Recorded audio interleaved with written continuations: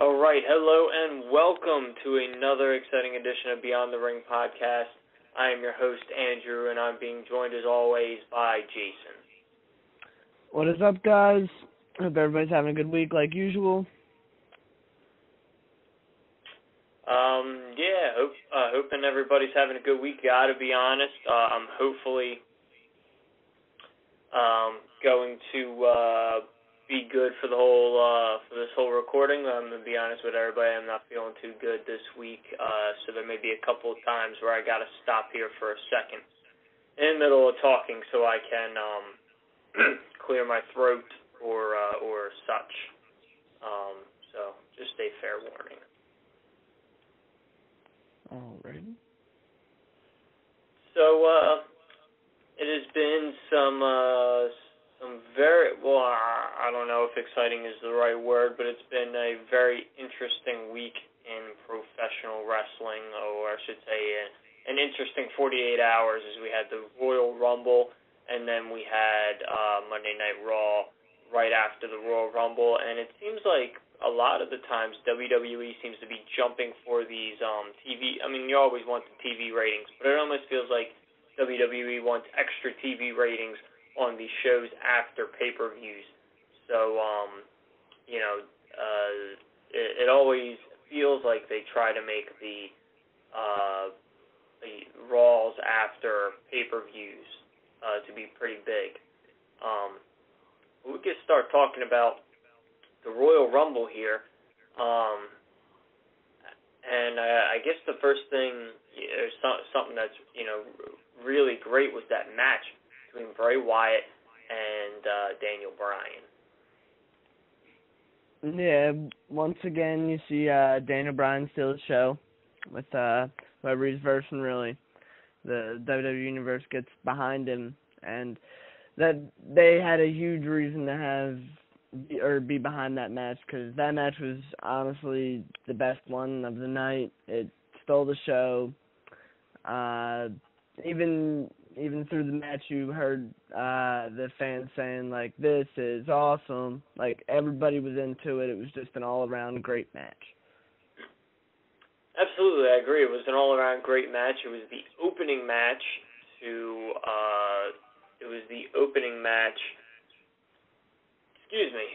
the Royal Rumble, and it was, in my opinion, a show-stealing match, which has become pretty, which I guess we've become pretty accustomed to in terms of, Daniel Bryan being the show stealer. Yeah. For a while, at least to me, it seemed like for a while CM Punk was the show stealer, and then it seemed like for a while it was almost like the Shield was a show stealing match, and now it seems like Daniel Bryan's taken up that spot of being the show stealing match. Fantastic match. I got to point out, I think my favorite spot of the entire match was when Daniel Bryan went flying in between the ropes and did the suicide dive, only to be caught by Bray Wyatt right out of the air and got flung into Sister Abigail into the guardrail. Yeah, I remember seeing that one. That was awesome, watching that. And then, I think, actually, I'm pretty sure that was the end of the match after that, and then he put him in the ring and did it again. Or, I'm not 100% sure, but that was a huge highlight of the match. I'm with you. I'm with you on that. I think that's how the match ended. That he hit that move, then tossed him back into the ring, and then delivered the move one more time in the ring, and Bray Wyatt winning the match. Another thing I wanted to point out that I kind of noticed, I didn't really notice until, I'll be honest, somebody else pointed it out to me on Monday. But they had, whoever mentioned to me that they really like that Bray Wyatt kind of has, like, his set moves that he goes through. Like any superstar has his set moves that he goes through, but he has, like, those almost special moves and special things that he really only comes to and does during pay-per-view matches. For example, the upside-down crab walk that on numerous occasions has gotten a "that was creepy" chant from the audience. I've noticed that he'll wrestle on Raw, SmackDown, not very often, but when he does, he never does that. But it seems like when he's in a one-on-one match, or when he's in a match at a pay-per-view, he seems to do that move, and I really like that. He almost has like that extra little oomph that he'll do at pay-per-views that make it feel like the match is special. Yeah, and that now that I think about it, yeah, that you don't see him him do that at a normal match. So, I mean, he like brings his A game. It almost says that like creepy looking exorcist thingy he does almost tells us that he's there for a fight. Yeah, it's definitely the little things sometimes that really grabs a hold of you, and I think that's definitely one of the little things that really enhances his character, and it's not overdone so the audience doesn't expect it or the audience doesn't, anything like that. It's extra special, and I really like that. I guess moving on, the Brock Lesnar Big Show match left a lot to be desired. I'm sure you feel that way as well. Yeah, that was honestly terrible. I hated it. But when we seen that happen, I kind of tuned out and this is like, this can't really be happening. Yeah, I was fine with it for a little while, and then after a couple minutes, I kind of got done with it. It was just too many chair shots for too long. Then for a little bit, I was wondering if something was going to happen, because it almost felt like they were waiting, or it almost felt like something was going to happen because it was dragging on for so long. But pretty much nothing happened. And I got to say, I think there was like a 5-minute match, and there was like probably 15 or 20 minutes of just Brock Lesnar hitting Big Show with a chair. Yeah, and the weeks leading up to it, how they were like, oh, it's gonna be such a great match, and then it kind of just went out to be nothing. And I'm not sure if they're gonna have a match at Elimination Chamber, but I mean, with what the WWE's been doing, it looks like Brock's gonna get a title shot. But I did hear that the Elimination Chamber is for the title, and I think we'll get into that one later. Yeah, it was, definitely interesting. I'm like you, I'm not sure if this is building to a rematch or if this is a one-time deal. I'm not really sure if they have a rematch. I don't know if that rematch is at the Elimination Chamber or if the Big Show comes back after a couple weeks of being taken out, and then he attacks Brock Lesnar, and they build up for an actual match at WrestleMania, maybe. Because in my mind, there's a lot of unknowns for a lot of people at WrestleMania, which is great. It means that there's a lot of options out there, and that 2 months out, we're not locked in and know exactly what's going to happen. So I guess we will wait and see. The next match at Royal Rumble pay-per-view was John Cena versus Randy Orton for the WWE World Heavyweight Championship. And I think the big news story coming out of this match has got to be the fact that the audience just took a crap all over this matchup. Yeah, they weren't in it for 1 minute. However hard the superstars John Cena or Randy Orton tried to get them into it, they were not into it. You would hear various chants of obviously the Daniel Bryan chants, and you would hear just random things. Just anything that had to do with that match was not being chanted and was not even being. That was basically the Divas match of the night. That was the pee breaks and the bathroom breaks and the snack breaks for fans, it seems like. Yeah. it was interesting. The audience had numerous chants of things like that was awful, or this is awful. What else did they chant? They chanted This what is I actually boring. thought they chanted boring. They chanted you both suck. At one point, I thought I had heard that they were chanting we want refunds, but I actually online I actually saw later that that was not the case. They were in fact chanting we want divas. Kind of in response to we'd rather see a divas match than this match. Yeah, they weren't into it at all. You could tell from the beginning of it, they weren't into it. The audience wanted nothing to do with this match.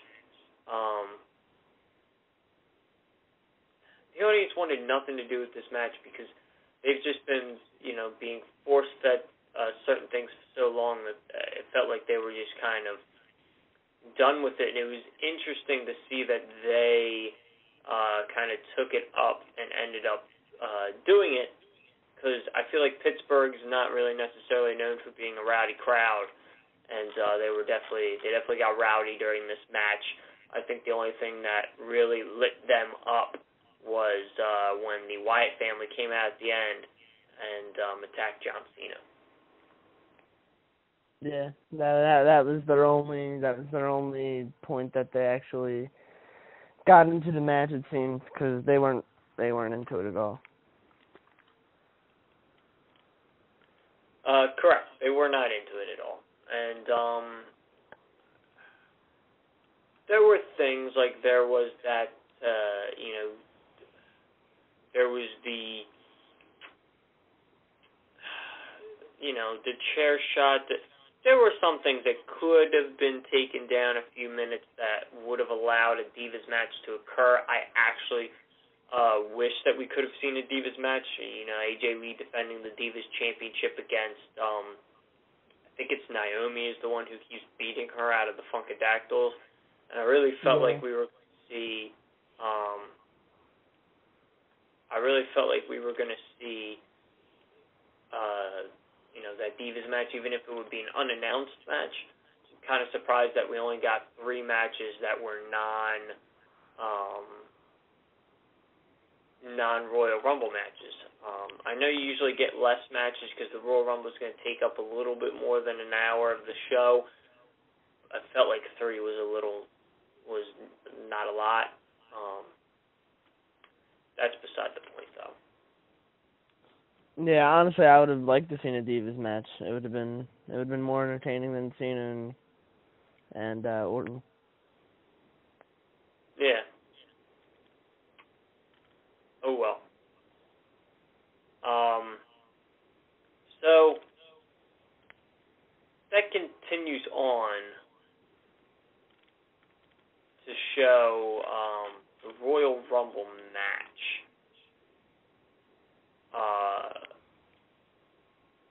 This was an interesting match. It had a lot of good moments. It had a lot of really bad moments. The first moment that sticks out in my head is the Kofi Kingston stopping himself from being eliminated spot. He actually had 2 of them this year, and they were both excellent.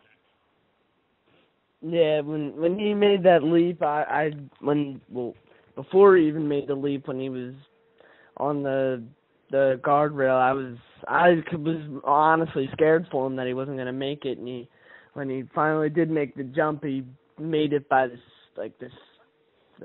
the rubber off of his boots, the bare minimum. It was awesome. It was awesome. For a little bit, I was really afraid that he was not going to. I really thought he wasn't going to make it. There was like when he was kind of sizing it up and setting it up, I was like, oh man, he's gonna end up like just missing it, and we'll have our first ever Kofi Kingston Royal Rumble disappointment because he would have done something cool and not made it for the first time. The second one, I really enjoyed the second. I mean, the first one was cool because of the long jump and everything. I actually enjoyed the second one a lot better. He was basically being like kicked out of the ring by Swagger, and he grabbed onto Swagger's boot and kind of like took Swagger's boot off a little bit, and he was hanging by his feet on the bottom rope, so his hands were going down to the ground. It wasn't a handstand walking like he had done the one time, but he was like not touching the ground but dangling on by holding his feet on the bottom rope. I actually thought that one was more impressive, I guess. I enjoyed that stop from being eliminated more than the jump. Not that the jump wasn't impressive. Yeah, I mean the jump was pretty good, but the other one, it seemed like it took more like not athleticism, but it just seemed like it was at least more in the match. Because I mean, when we saw Kofi do the jump, it literally took the cameras off the match for however long, which wasn't bad. Everybody wanted to see what Kofi was gonna do, but it was kind of just like at least you kept the match into it also. Yeah, definitely. It was interesting. I know I keep using that word. I feel bad that I keep using that word, but it was interesting.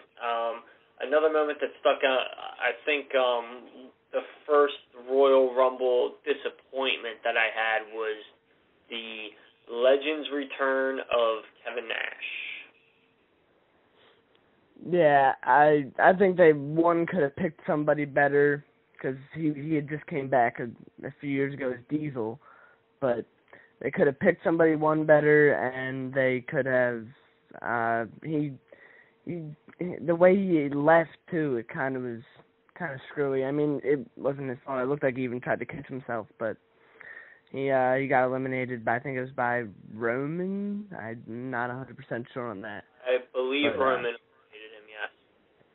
But as he was falling, he tried to catch himself, and I mean, he looked good. He didn't look like he missed a beat, but it just, I don't know if I was too happy with that return either. The problem was that he had part of it was, yes, that he had just returned, so there was like a little bit of that like freshness where like it didn't feel like as much of a surprise because he had just done it a year or two earlier. I feel like another small issue I had with it was that he came back and he didn't do anything in the Rumble. He had a very lackluster performance that was not, in my opinion, that was not very good.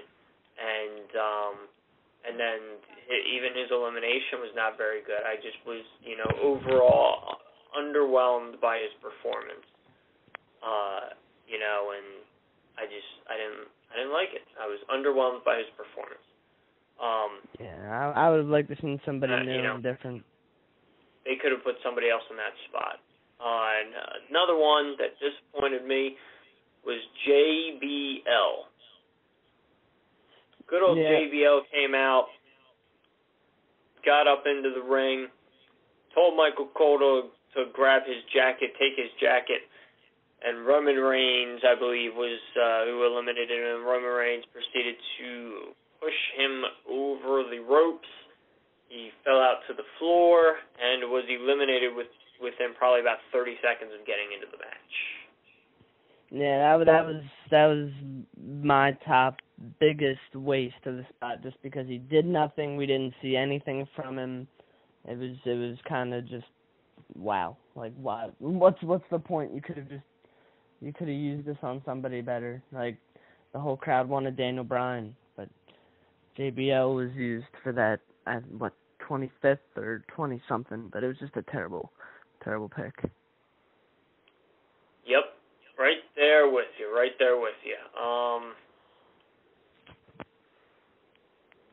So,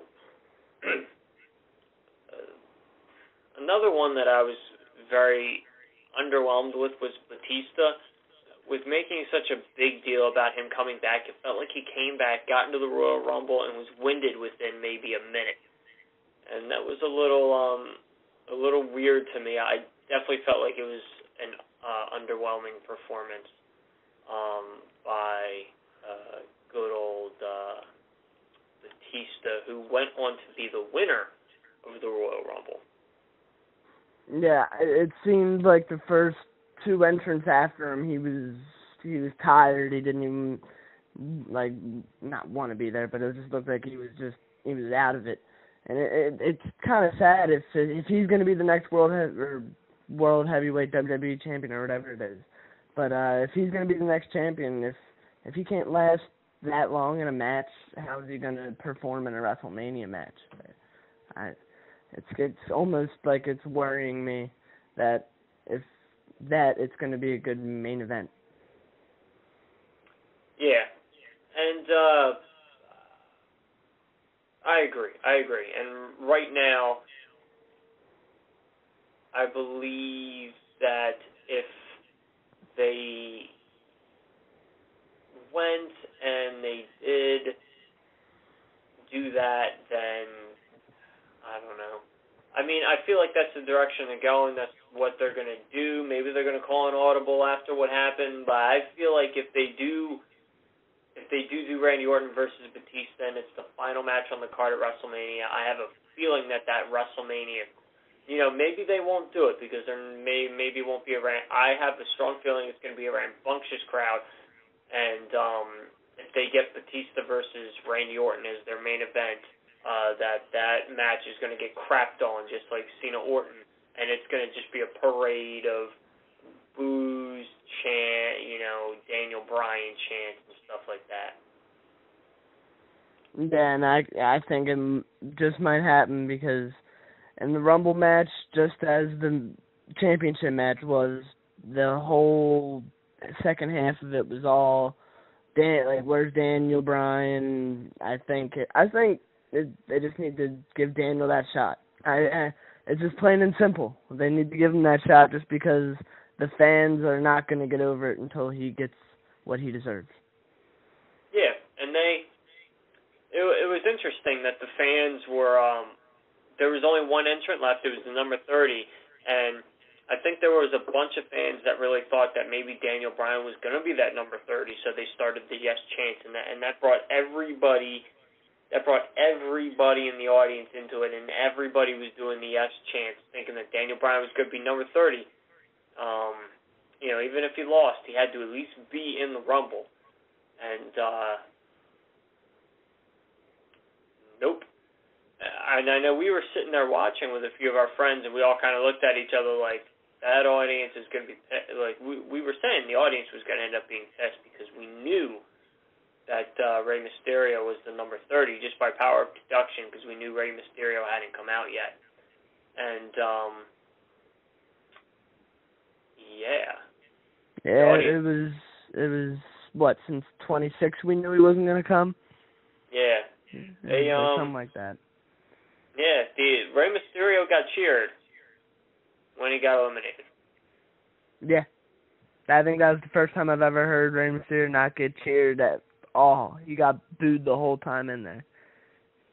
Yeah, they like I've been saying, or the catchphrase I've been using, they took crap all over that matchup. There wasn't a lot of spots in that Royal Rumble that they were happy.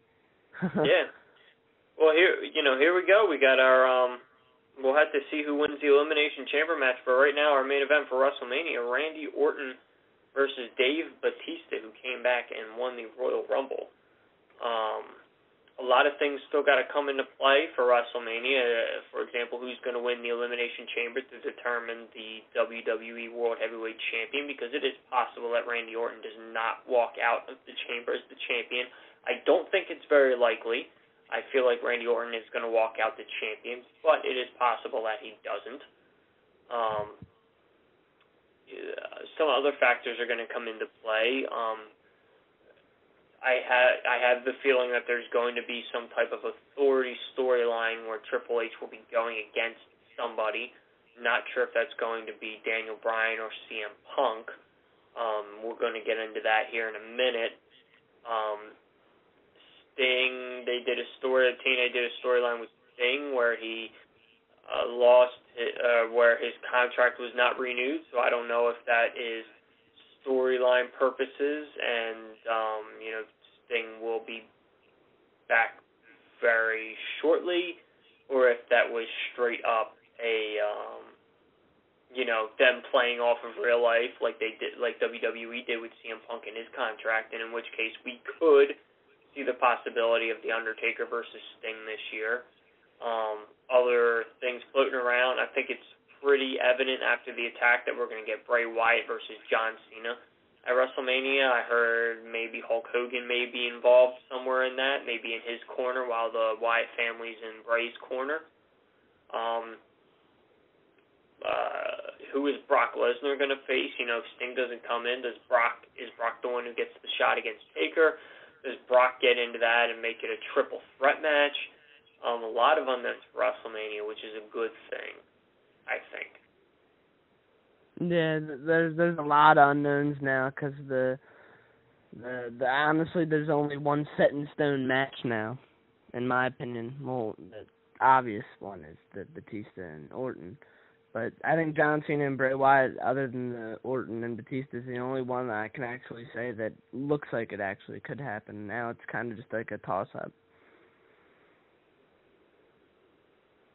Yeah, so let's talk about it.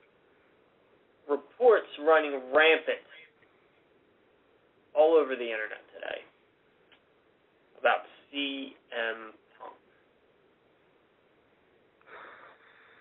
There's a lot of things that I've just been seeing all day about this, and it honestly, the last few hours, I noticed on CM Punk's Twitter, the WWE did stop unfollowing him, so it does look like CM Punk is done in WWE for now, at least. But what's your opinion on that?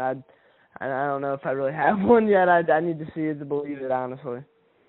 Yeah, I'm right there with you. I am reserving all notions for what I think.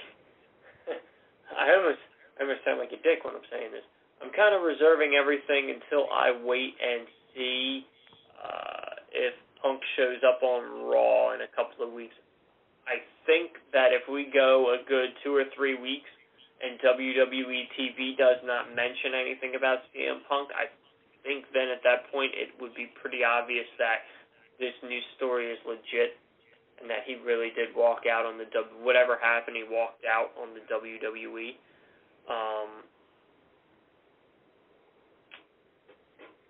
So I guess I'm just kind of reserving. I'm not saying that it's true. I'm not saying that it's false. It could be a work. He might have needed something might have happened. He needed a night off, whatever. Or they wanted to keep him off TV on Raw because they were doing so many things, and then some fan somewhere read too much into it or decided to make up a story, and now everybody is just all over it.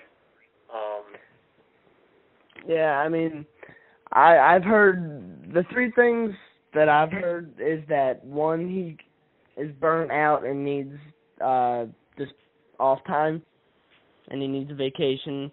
That's one, and then another one is that TMZ reported that, or no, it was actually an ESPN. Apparently, it was off of one of them rumor website things, but that Punk was heard saying that, or to a backstage official that he wasn't gonna tell the fans that BS because he passed all of his concussion tests. So possibly there was some not misunderstandings, but just not agreeing with each other in the back, and maybe Punk got mad and just walked out. And I don't know if there was another one. I don't know, but they're the main ones I've heard. I'll be honest, there was a part of me wondering that, if this was a work. At first I thought, okay, he's not on Raw, maybe they're going to, do something on SmackDown, because Raw was pretty packed. maybe they're going to do something on SmackDown where they talk about CM Punk getting chokeslammed through the table by Kane at the Royal Rumble, and like they'll do like an actual selling of an injury like they used to do, where when shit like that would happen, you wouldn't fucking be on the next show, or if you were, you'd be taped up and hurt. I thought maybe they were doing that, but then, all these reports coming out, and I'm still trying to decide whether it's a work or not, whether, it's a work or a shoot, or if it's real or if it's fake. I don't really know. I'm thinking in my mind, though, that if WWE goes the next,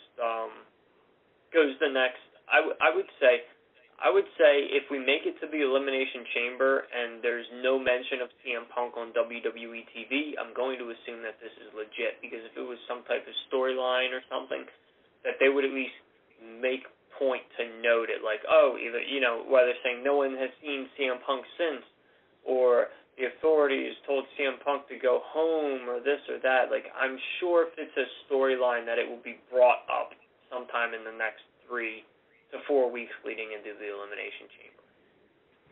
Yeah, and being a CM Punk fan, and just a fan of WWE, I really hope he didn't quit, because, oh God, I don't know what I'll have to be a straight Daniel Bryan fan, I think, now, if Punk's not here. Yeah, I'll have to say the dynamic of the WWE would switch and change. I feel like pretty drastically with CM Punk gone. Maybe not so much going into WrestleMania, because you got so many stars making their, WrestleMania, quote unquote, their WrestleMania return. So maybe it wouldn't be as bad during WrestleMania season. But I think right after WrestleMania, when kind of all the part-time stars kind of go away, there's I think that there probably will be a large gap, and it'll feel like somebody's missing. I think that'll end up maybe being a big time to bring up some NXT, 1 or 2 NXT stars, so that way they can move somebody up into his role. I mean, no one can take over who CM Punk was, but you need to move somebody up into his, spot and where he was on the roster. I don't know, a lot of things interesting about that. What happens with, even with WrestleMania in general with that, because I think it was pretty, at least to me, it looked like it was pretty set in stone that we were going to get Triple H versus CM Punk at WrestleMania. So does WWE have to do an audible? And, maybe we saw that on Monday night, WWE calling an audible.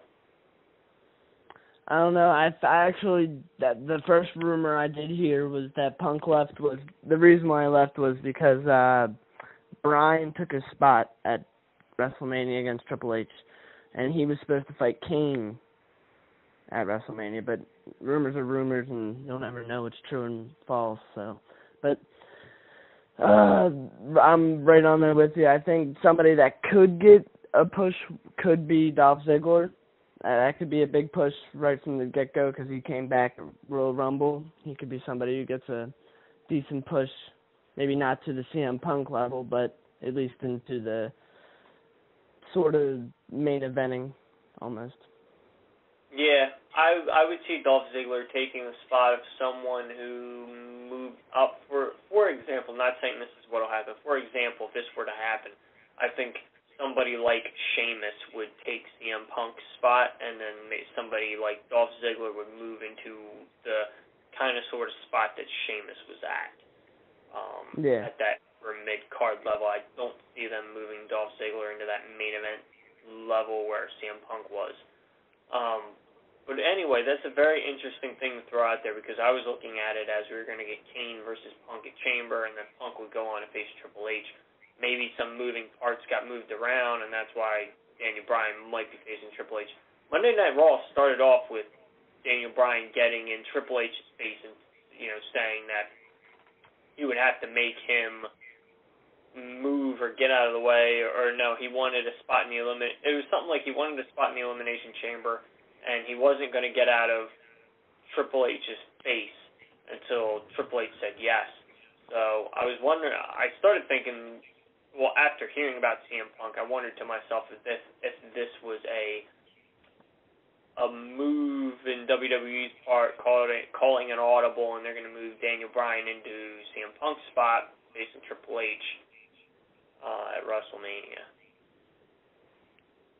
Yeah, and apparently Punk was supposed to versus Cesaro that night, and then Cesaro was supposed to get that elimination spot. Very interesting that you bring that up, because I was going to bring up SmackDown results here after we talked about Raw for a few quick minutes here, because I do want to wrap it up here in about 10 or so minutes. So Raw was a pretty good show. I'm not going to say it was the best show. It wasn't an awful show or anything. Interestingly enough, they had a six-man tag team match, and the winners would get spots in the Elimination Chamber. This was the main event. It was John Cena, Sheamus, and Daniel Bryan going against the Shield, with the winning team getting 4 of the 6 spots in the Elimination Chamber. I'm sorry, 3 of the 6 spots in the Elimination Chamber. Randy Orton already has a spot, so that makes up 4 of our 6 competitors. The match was going on, and it was a great 6-man tag team match. And then the Wyatts music would hit, and the Wyatts would be in the ring and jump John Cena. With the Wyatts jumping John Cena, I was like, okay, this makes sense. They jumped him at the Royal Rumble. I think they're clearly going to build towards John Cena versus Bray Wyatt at WrestleMania. Makes sense to me. So they jumped him. Sheamus and Daniel Bryan came in and were able to run the Wyatt family out of the ring. And this would lead to a disqualification, meaning the Shield lost and Daniel Bryan, John Cena, and Sheamus won. So right now our Elimination Chamber match is Randy Orton defending the championship against Sheamus, Cena, and Bryan. Very interesting ending to Raw. And I like that they're playing it up, and it continued on SmackDown. I read SmackDown results. I'm going to give away some things about SmackDown just so we could talk about it on this broadcast real quick. Yeah, I think I know most of it. I've seen the results too. Yeah. So I'm going to warn everybody right now. This is a spoiler alert. We're going to talk about SmackDown that occurs this Friday. If you don't want to hear about the results, if you don't want to hear about what's going to happen this Friday, or a few things that are going to happen this Friday, if you don't want to hear about it, I suggest you, unfortunately, as much as I don't want to say it, I would suggest you turn this podcast off and stop this video, and either come back to it after you've watched SmackDown, or come back to it next week. Because we're just going to talk about this for 5 minutes before we go off the air here. I really want to, after seeing it, I really want to talk about it, and I really don't want to wait until next week to talk about it. So again, spoiler alert, if you don't want to hear about what happens on SmackDown and you want to watch it, I suggest you stop this podcast now, and stop this podcast video now, come back and finish it after you have watched SmackDown this Friday night. So, after that confrontation that happened, Triple H and Vickie Guerrero come out on SmackDown, and they announce a match for the Elimination Chamber that everybody wants to see, at least in my opinion, everybody wants to see. The Shield versus the Wyatts in a 6-man tag. Yeah, and that was one of the things I've seen, and I'm excited for that, and I actually would like to see that, hopefully I don't know if they could do it in a chamber setting, maybe, but it'd be cool to see it in the chamber setting. But that should be a heck of a match. That'd be cool to see it in the chamber. I don't think it's going to happen in the chamber though. Yeah, but that's gonna be a good match, and it's actually gonna be a hard match to decide who's gonna win too, because both teams could use that push. But I think this might be the pay-per-view where the Shield breaks it, and the Shield breaks, and they're done. But we'll see. Yep, I agree with you. I think it all makes sense. I think we will go into the Elimination Chamber, and when we leave the Elimination Chamber, the Shield will either be broken up or it'll happen the next night on Raw. There will be something that will pretty much break up the Shield, so that way we can have either a 2-on-1 handicap match at WrestleMania, or we can have a triple threat match at WrestleMania with the Shield. I think it's the right way to go. They've been kind of teasing the Shield breakup, so I think WrestleMania is the perfect place to have these guys fight each other for the first time. So I think you go into WrestleMania with that Shield implosion facing each other for the first time ever match, and it makes perfect sense because you make the Wyatts win this 6-man tag match, which gives them momentum going into WrestleMania feud with John Cena. I think that this is perfect. Yeah, and that would make sense for how the WWE is looking. Yep, and it'll give everybody, it'll give the fans what they want. Because if the Shield's going to break up, you never see this match or this feud. And I think WWE is doing a great idea by keeping these two teams separate for a while, and now having them finally fight. And I feel like that leading into Survivor Series, we had a little bit of a taste of what they were going to do. I'm wondering if it was almost like, okay, let's have these guys kind of fight a little bit and tag team and argue a little bit to see if we can get an audience reaction out of it. And the audience went nuts for it. And I'm sure that in that moment they said, okay, before the Shield breaks up, we got to have this 6-man tag match. Because honestly, the Elimination Chamber match itself looks awesome, but I'll be honest, I want to watch this pay-per-view. I want to put the money down. I want to buy this pay-per-view because I want to watch this 6-man tag match. Yeah, and I sadly won't be doing that, but I'll be probably watching that on the internet somewhere. But I'll definitely have to watch it just to see it. Yeah, absolutely. The other SmackDown thing I wanted to bring up real quick was we have 2 open spots in the Elimination Chamber. Both those spots were filled on Friday Night SmackDown. Antonio Cesaro defeats Dolph Ziggler to qualify for the Elimination Chamber, and Christian returns and beats Jack Swagger to qualify for the Elimination Chamber. I know we saw on Raw there was a preview for Christian returning this Friday on SmackDown. I said that is awesome. I love Captain Charisma. His last run in WWE was a little before he got hurt. I'm talking about the one after he came back, which would be the injury before he did the one more match gimmick whole thing where he was a bad guy and was chanting for one more match. I think that was one of the best Christians we've ever seen. When he returned, it was a little lackluster in my opinion, but I'm glad to see him in the Elimination Chamber. I think Antonio Cesaro and Christian are both very interesting picks to put in the Elimination Chamber, considering that your other guys in it are guys like Randy Orton, Sheamus, Daniel Bryan, and John Cena. Yeah, it was almost like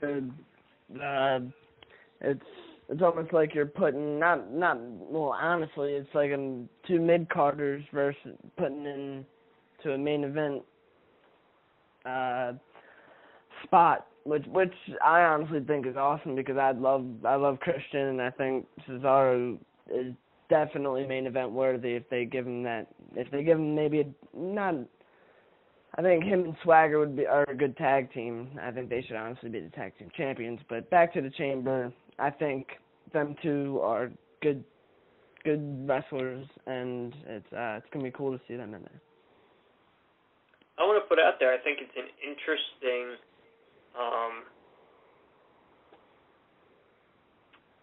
I think it's an interesting testament to what they think about Cesaro putting him in this match, because you look at all the other names that are in this match, and it's kind of like, not that Cesaro sticks out in a bad way, but Cesaro sticks out as a guy who's, I don't want to say unproven, but kind of unproven. He's basically the only guy in this matchup that has not been in the main event. And that makes for an interesting dynamic to me. I think it speaks volumes to what they think about Cesaro. Yeah, and it's almost like he's like, not like a test dummy, but they can see how he's gonna perform in front of a crowd, or not crowd, but in front of the main event, like just people, because he doesn't usually get to fight them. So it's going to be different for him, but I think he's a well-deserved wrestler, and he deserves that shot.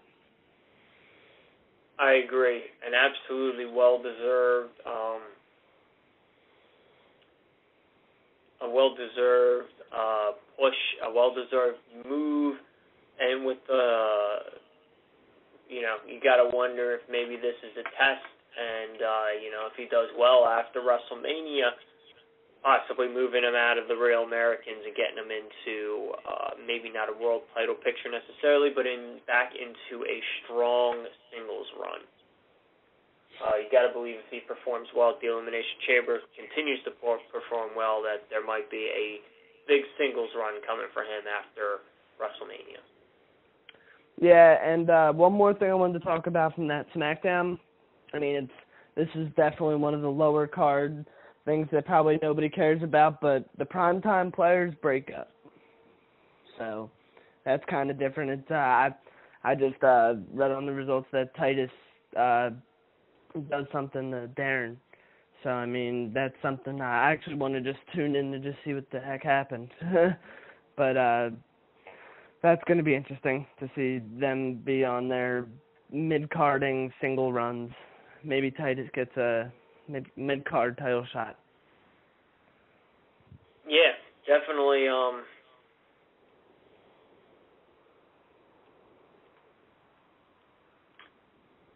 Yeah, you know what? I agree with that. It's going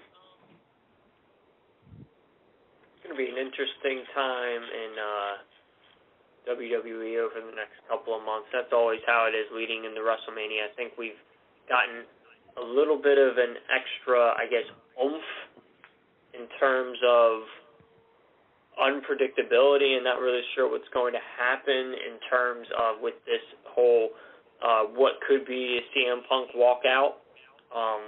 Again, we don't know if it's a work or if it's real. So that's giving everything a big atmosphere of unpredictability, of not really sure what's going to happen there. And, of course, this is the first time that TNA has ever referenced Sting's contract being up around WrestleMania season, and then having him lose that match, you have to almost wonder if Sting's on his way to the WWE to have that match with The Undertaker at WrestleMania, which I will mark out for so freaking hard. You have no idea. So all eyes on the WWE moving forward. An interesting Royal Rumble, an interesting night of Raw. It is going to be an interesting night of SmackDown. And I think we are done for this podcast for today. We went a little bit longer than I wanted to. But there was a lot of topics to cover with the pay-per-view, and we jumped into a little bit of SmackDown. So, Jason, since we are going to sign off, where can the people find you, if at all? On Twitter, JFly55. Awesome. All right, they can find you there, and you can find me on Twitter at Kive Talk, like I always said. So I'm signing off. This is Andrew saying goodbye for Jason. My cell phone just went off. That's probably the noise you heard. We will catch in with you guys again next week for Beyond the Ring podcast. Have a good night.